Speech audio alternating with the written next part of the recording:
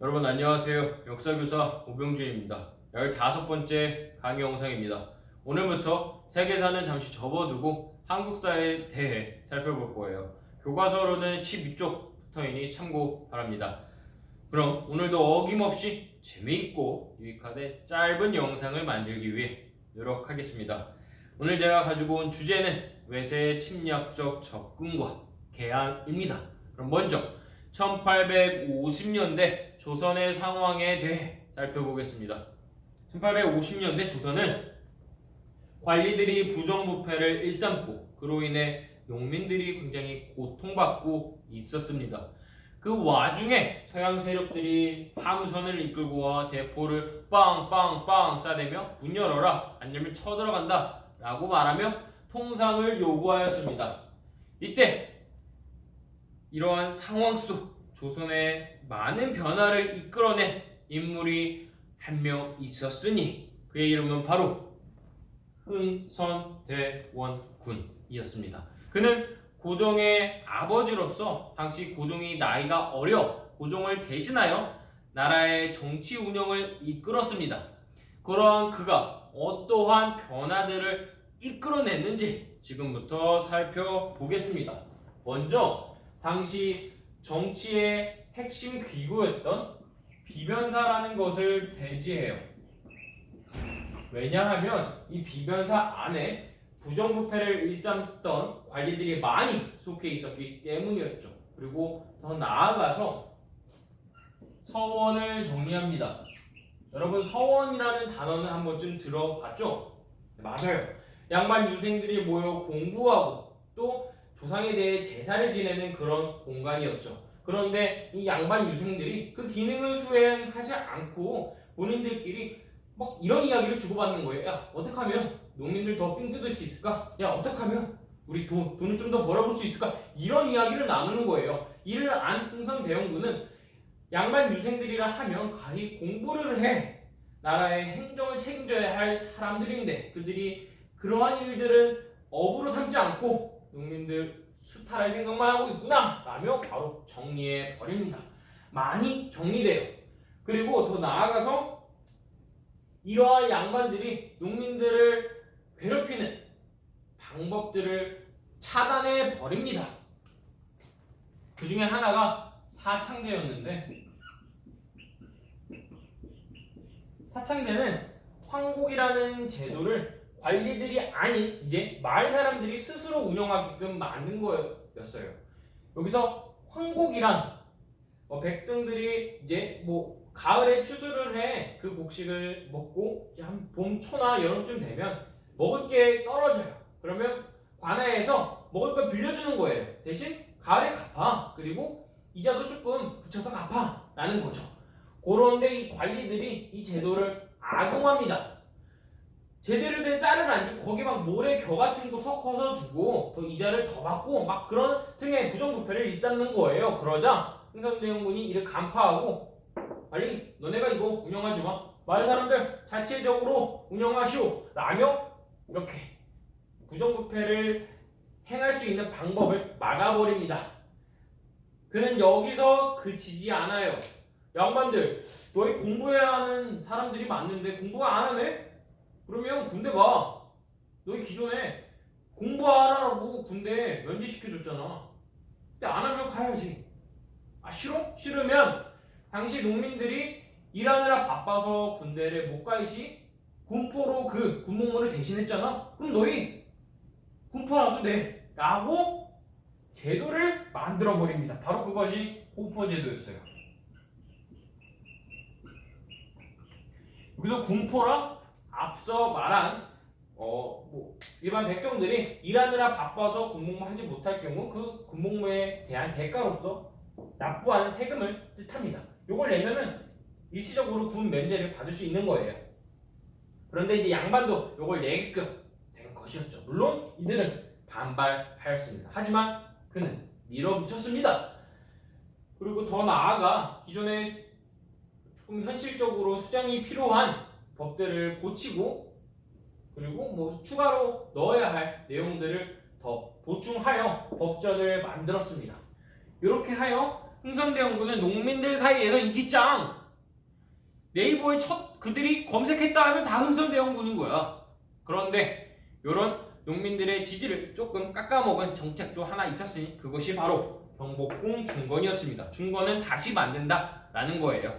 경복궁을 중건하는 과정에서 농민들의 노동력을 끌어다 썼기 때문에 이제 농사를 지어야 하는 농민들 입장에서는 불만이 있었던 것이었죠. 그러나 농민들의 흥선대원군에 대한 지지는 당시 어마어마했습니다.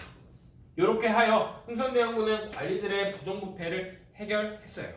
그럼 두 번째, 서양 세력의 이런 통상 요구는 어떻게 처리했을지 지금부터 살펴볼게요.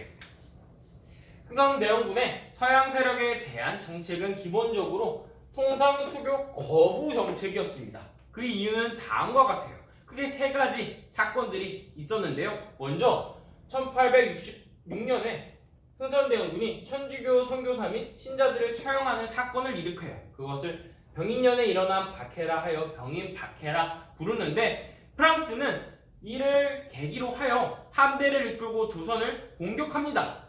이것이 바로 1866년에 병인양요였어요.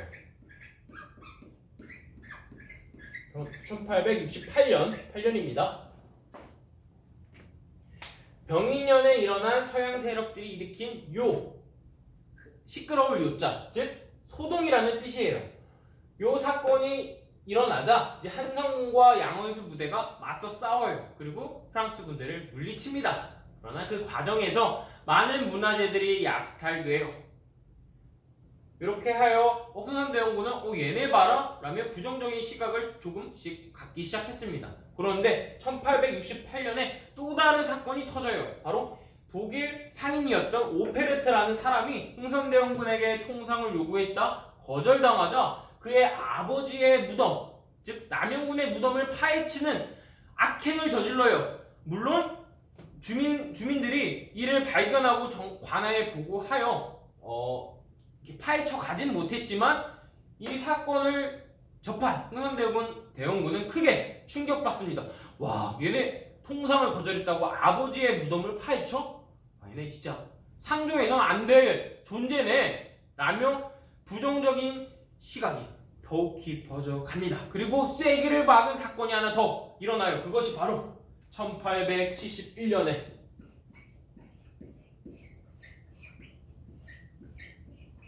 신미양요였습니다. 신미년에 일어난 서양 세력이 일으킨 소동이라는 뜻입니다. 이 배경에는 제너럴 청문호 사건이 있었어요. 1866년에 미국 사람들이 이 배를 이끌고 대동강에 와서 통상을 요구합니다. 그러나 당시 평안도 관찰사, 지금의 도지사격이었던 박규수가 이 요구를 거절해요. 그러자 이 미국 사람들이 조선인 관리를 살해하고 민가를 약탈합니다. 그러자 조선인들이 이런 자식들 이러면서 이 배의 선원들을 죽이고 배를 불살라 가라앉혀버립니다. 이 사건을 계기로 미국 사람들이 우리 사람 죽였다? 우리 배 불태웠다? 가만 안 있어 라며 쳐들어온 거예요. 그것이 바로 신미양요입니다.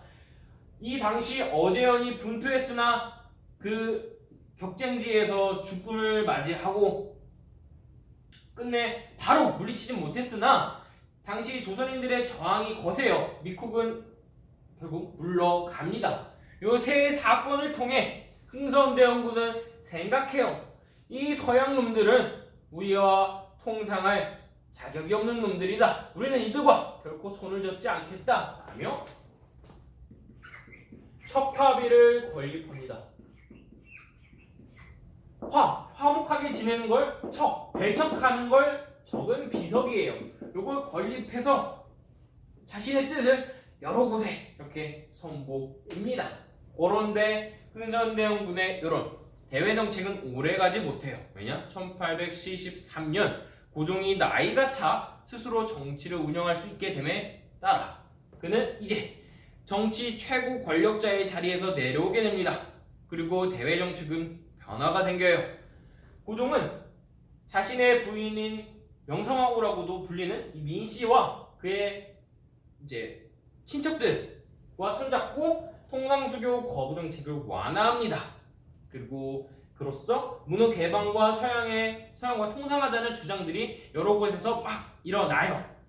구체적으로 두 인물을 여기서 꼽을 수 있는데요. 먼저 여기 평안도 관찰사였던 박규수라는 인물은 이렇게 말해요. 그들의 문화, 제도는 받아들일 수 없지만 나라를 강하게 만들기 위해선 서양의 발달된 문명은 받아들여야 한다라고 말이죠. 그리고 통역관으로 활동했던 오병석이라는 인물 또한 비슷한 주장을 합니다. 그는 청나라에 왔다 갔다 하면서 세계지리와 서양 문물에 관한 책들을 수입해요. 태국도지, 영원지략 같은 것이었는데 그는 이러한 과정에서 우리의 것만 고수해서는 안 된다. 서양 세력들의 발달된 문명을 받아들여야 우리가 더욱 강해질 수 있다라는 생각을 이렇게 습득하게 됩니다. 그리고 이 둘은 자신들의 제자들에게 이러한 내용을 가르쳐요.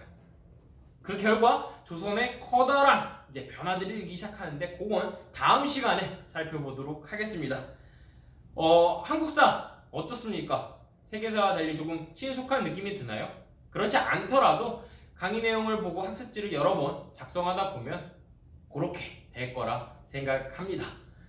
제가 준비한 강의는 여기까지입니다. 짧지만 짧지 않은 시간 동안 강의 영상 시청해줘 고맙습니다. 이상입니다.